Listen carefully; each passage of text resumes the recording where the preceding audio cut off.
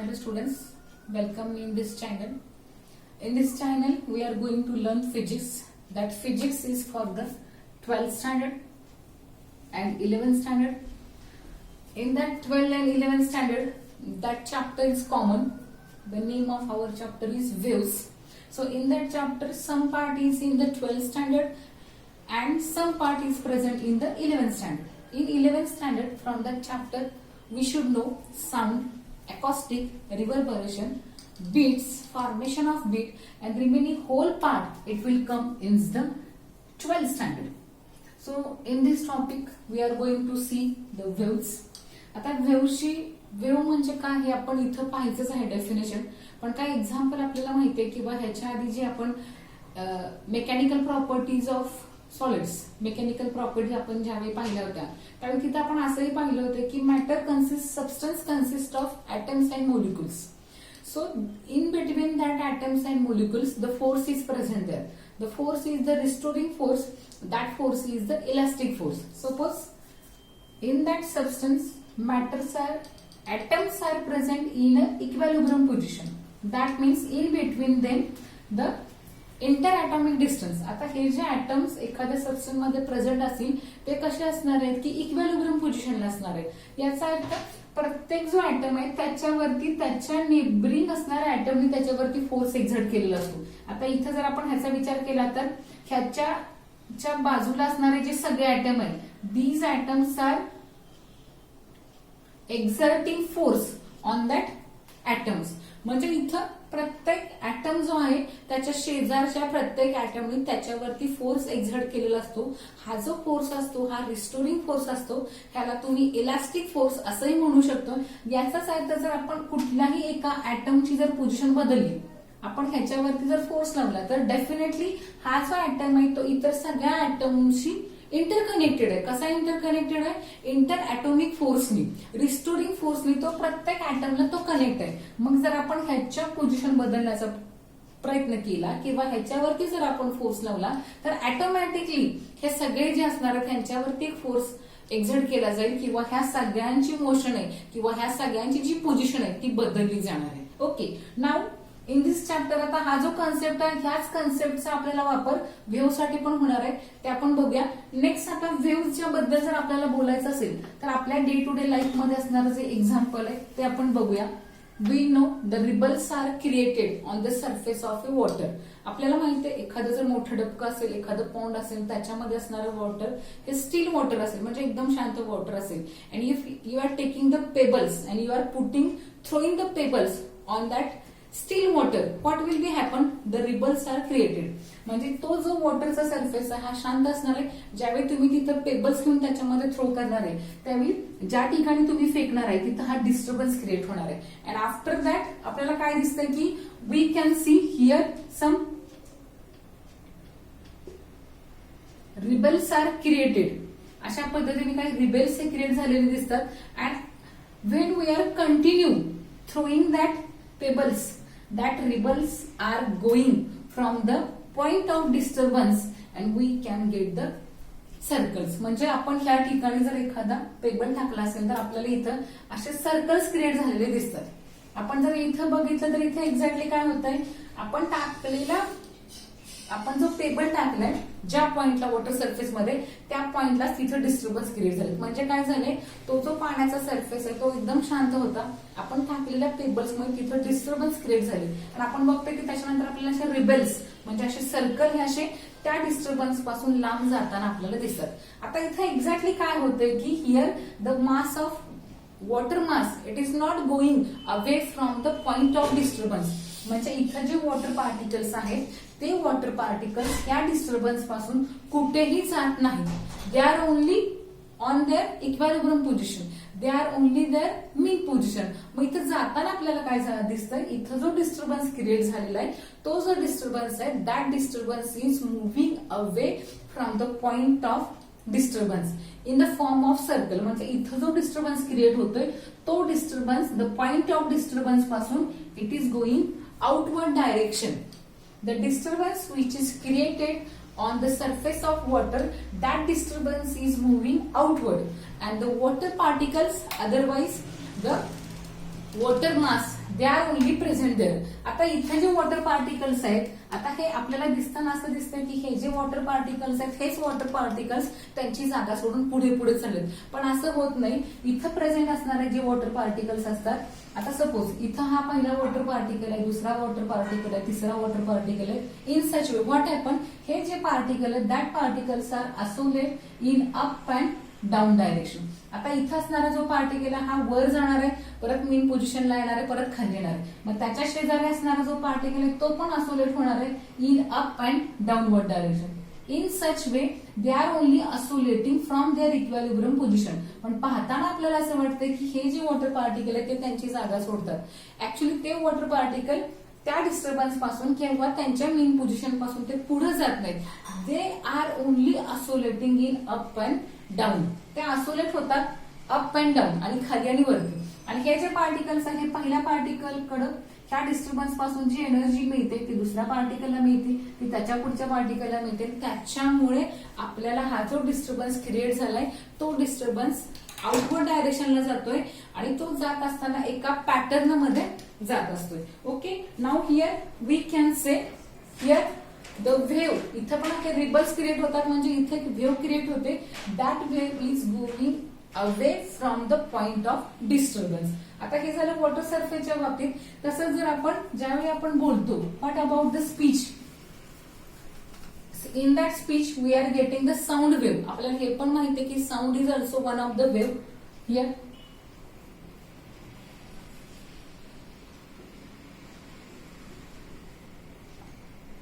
ज्यावेळी आपण बोलतो what happen when we are speaking, in that time the sound moves outward direction from us. आपण ज्यावेळी बोलतो त्यावेळी आपला जो आवाज आहे तो आपल्यापासून दूर जात असतो without flowing the air. The sound is only going away from us. तो जो आवाज आहे आपला तो आपल्यापासून दूर जात असतोय. So in that process also we can say there is sound means काय करतोय की it is going to create the disturbance in the air. Okay, so with this all information actually definition of the wave आपल्याला मिळणार.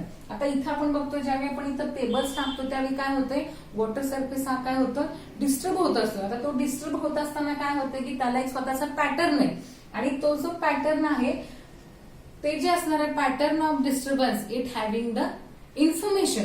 आणि इथं काय होतं, हा जो डिस्टर्बन्स तयार झालेला आहे तो डिस्टर्बन्स एका पॉइंट कडून दुसऱ्या पॉइंट कडे काय झालेला आहे ट्रॅव्हल झालेला आहे किंवा तो प्रोपागेट झालेला आहे. म्हणजे ह्याच्यावरून आपल्याला वेव्हची डेफिनेशन मिळते. वेव्ह म्हणजे काय, ट्रान्सपोर्ट ऑफ एनर्जी. एका पार्टिकल कडून दुसऱ्या पार्टिकलला ही एनर्जी दिली जाते, त्यानंतर दुसऱ्या पार्टिकल कडून तिसऱ्या पार्टिकल कडे एनर्जी दिली जाते. त्या एनर्जीमुळे तो particle up and down direction मध्ये असोलेट होऊ शकतो. मग इथे आपल्याला वेव्हची एक डेफिनेशन मिळते. वेव्ह म्हणजे काय असेल, transport of energy, pattern of A disturbance. जो डिस्टर्बन्स क्रिएट होतोय तो एक पॅटर्न आहे. Pattern of disturbance has the information and that information is propagated from one point to another point. म्हणजे जर आपण इथं बघितलं तर ज्यावेळी आपण पेबल्स टाकतोय त्यावेळी काय होतं की इथे एक डिस्टर्बन्स क्रिएट होतोय. आता हा डिस्टर्बन्स म्हणजे काय, ट्रान्सपोर्ट ऑफ एनर्जी. त्याचबरोबर हा पॅटर्न ऑफ डिस्टर्बन्स आहे. आता तो जो पॅटर्न ऑफ डिस्टर्बन्स आहे it has the information and that information is propagated from one point to another point. This is the definition. Just I am writing the definition here. वेव्हची जी definition आहे ती आपल्याला अशी मिळणार आहे. वेव्ह, ट्रान्सपोर्ट ऑफ एनर्जी,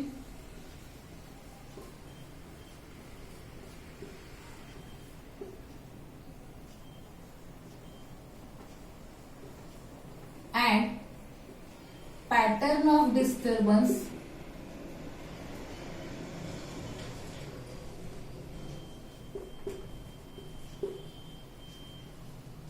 आता हा जो पॅटर्न ऑफ डिस्टर्बन्स आहे त्याला इन्फॉर्मेशन आहे.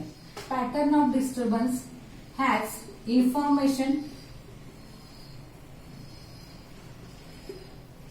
आणि ती इन्फॉर्मेशन काय होते की ट्रॅव्हल होते कुठून कुठे, किंवा त्याला आपण असंही म्हणू शकतो ती इन्फॉर्मेशन प्रोपागेट होते कुठून कुठे, from one point to another point.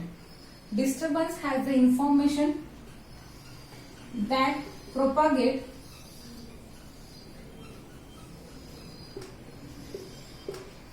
From one point to another.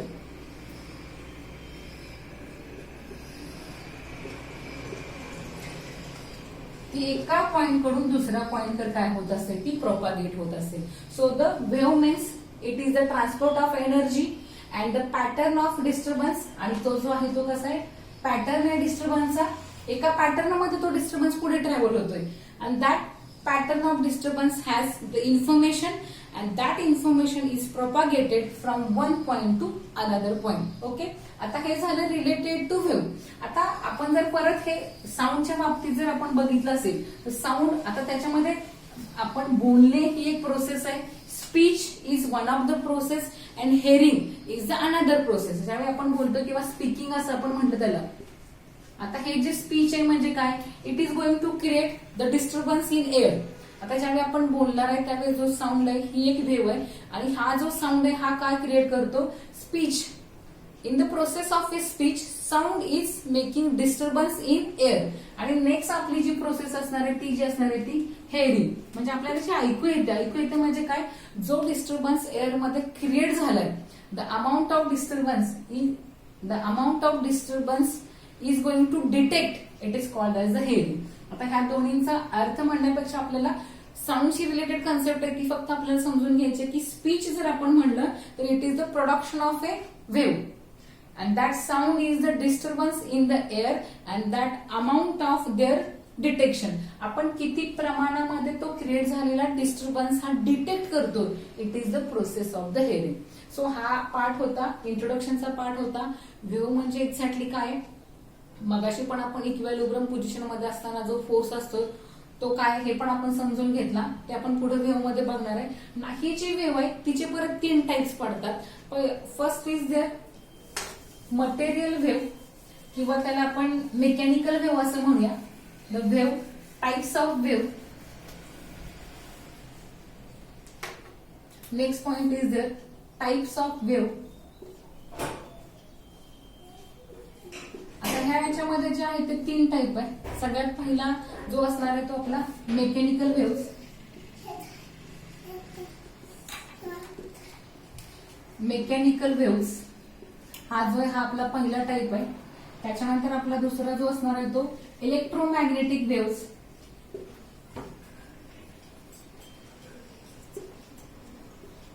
Electromagnetic waves. आणि जो आपला लास्टचा जो टाईप आहे तो जो आहे तो मॅटर वेव्स.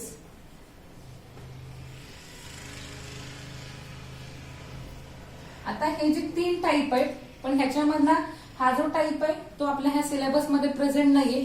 आता ह्याच्यामध्ये जर आहे ते it is the constitution of the, this is associated with the constitution of the matter. Matter ज्याच्यामुळे तयार झालेलं आहे त्याच्याशी रिलेटेड हा आहे पण it is not for the syllabus. In this year we are going to see that 2 waves but in that chapter the waves we are going to learn only mechanical waves. आपण ह्याचाच फक्त इथं काय करणार आहे, स्टडी करणार आहे. So आपल्याला टाइप्स हे माहित असावे. आता ह्या ज्या मेकॅनिकल वेव्स आहेत त्याच्या काही कॅरेक्टरिस्टिक्स आहेत ते आपण समजून घेऊया आणि त्याच्यानंतर आपण जे आहे ते समजून घेऊया इलेक्ट्रोमॅग्नेटिक वेव्ह. आता the mechanical waves, for that mechanical waves propagation medium is very important. आता मेकॅनिकल वेव्ह ह्या प्रोपागेट होण्यासाठी मटेरियल मीडियम असणं हे खूप गरजेचं आहे. So we can say for propagation of mechanical wave material medium is very important. आता ह्या जर वेव्ह आपल्याला एका मीडियम, ह्या वेव्ह प्रोपागेट व्हायला होणार असतील म्हणजे ह्या वेव्हच्या प्रोपागेशनसाठी मीडियम हे खूप गरजेचं आहे आणि ते जे मीडियम असणार it is a material medium. So here we can say material medium. Material medium is required. आता हे कशासाठी हवंय आपल्याला, for the propagation of the mechanical wave.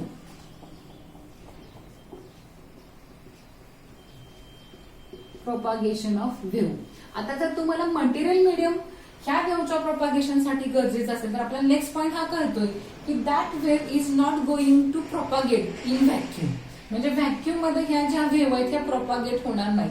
पण नेक्स्ट आपल्याला जो पॉइंट मिळणार आहे तो असा असणार आहे की vacuum, I will make it place, मी थोडंसं रफ करते. आपण पहिल्यांदा एकच जी वेव्ह आहे तिच्या सगळ्या कॅरेक्टरिस्टिकचा विचार करूया. पहिली जी आहे ती आपली मेकॅनिकल वेव्ह आहे. ह्या मेकॅनिकल वेव्हच्या प्रोपागेशनसाठी मटेरियल मीडियम हे खूप गरजेचं आहे. आपण सेकंड ह्याला जर आपण फर्स्ट पॉइंट म्हणला तर सेकंड आपला असा होईल की इन व्हॅक्यूम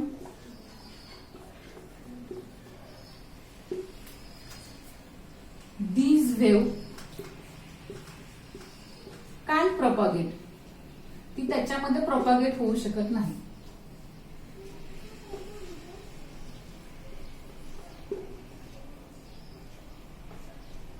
आता नेक्स्ट, आता ह्या झाल्या ह्याच्या झाल्या त्या दोन कॅरेक्टरिस्टिक झाल्या. आता इथं जे असणार आहे ह्या वेव्ह मध्ये जे पार्टिकल्स असणार आहे त्यांचं जे आयसोलेशन असणार आहे, जे कॉन्स्टिट्यूट असतील किंवा जे पार्टिकल असणार आहे त्यांचं जे आयसोलेशन असणार आहे, the isolation of that particle it depends on the elastic property of the medium. आता ज्या मीडियम मधून ही वेव्ह ट्रॅव्हल करेल त्या मीडियमची इलास्टिक प्रॉपर्टी जी असणार आहे that elastic property will decide the isolation of the particles. म्हणजे मीडियम मधून वेव्ह ट्रॅव्हल करत असताना त्या मीडियमचे जे पार्टिकल्स असणार आहेत, त्या मीडियमचे जे कॉन्स्टिट्यूट्स असणार आहे त्याचं जे आयसोलेशन आहे ते कशावरती डिपेंड असणार आहे, त्या मीडियमच्या इलास्टिक प्रॉपर्टीवरती डिपेंड असणार आहे. मग नेक्स्ट पॉइंट आपल्याला असा मिळेल the आयसोलेशन्स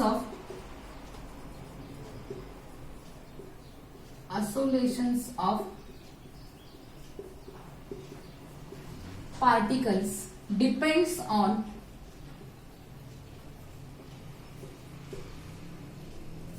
elastic property of medium.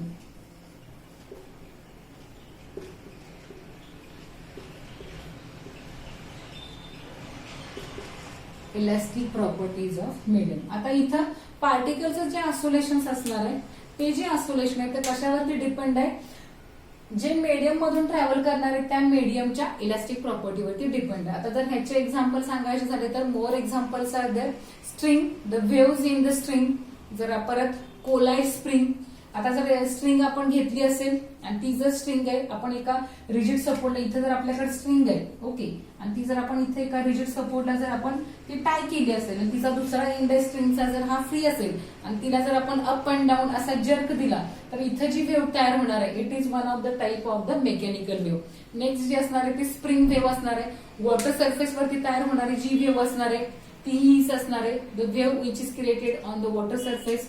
आपली जी साऊंड वेव्ह असणार आहे ती हीच असणार आहे. आपण जे म्युझिकल इन्स्ट्रुमेंट वापरतो ते म्युझिकल इन्स्ट्रुमेंट वापरत असताना तिथं जी वायर स्ट्रिंग असणार आहे ती ताणली जाते आणि तिच्यापासून आपल्याला साऊंड हा ऐकायला मिळतो. ज्यावेळी आपण तिथं व्हेरिएशन करत असतो, whenever we are doing the variation, तिथं ज्या स्ट्रिंग मध्ये त्या स्प्रिंग मध्ये इव्हन तिथं जी वायर वापरली तिच्यामध्ये ज्या वेव्हज तयार होतात these are the types of the mechanical waves. So more examples are the mechanical wave.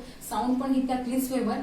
So in this chapter, ह्या पूर्ण चॅप्टर मध्ये आपण ही जी मेकॅनिकल वेव्ह आहे ती वेव्ह तिच्या सगळ्या कॅरेक्टरिस्टिक्स ह्या सगळ्या आपण इथे लर्न करणार आहे. आता ज्या तीन टाइप्स आहेत त्यातला पहिला टाइप मेकॅनिकल वेव्ह आहे. दुसरा टाइप आहे तो आपण बघूया. Second one is their electromagnetic wave.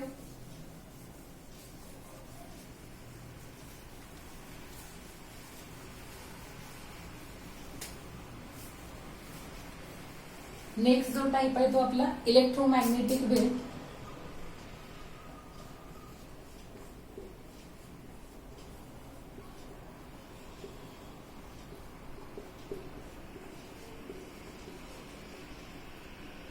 आता ह्या दोन्ही वेव्ह मधला जर आपण डिफरन्स बघितला टाइप्स ऑफ वेव्ह मध्ये तर for the propagation medium is not required.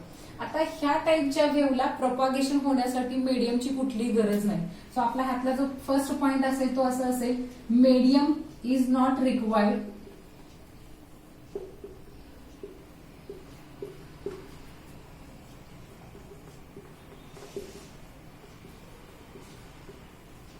For wave propagation. आता इथं जर मीडियमची गरज नसेल तर obviously this wave can travel in vacuum. So easily this wave can travel in vacuum.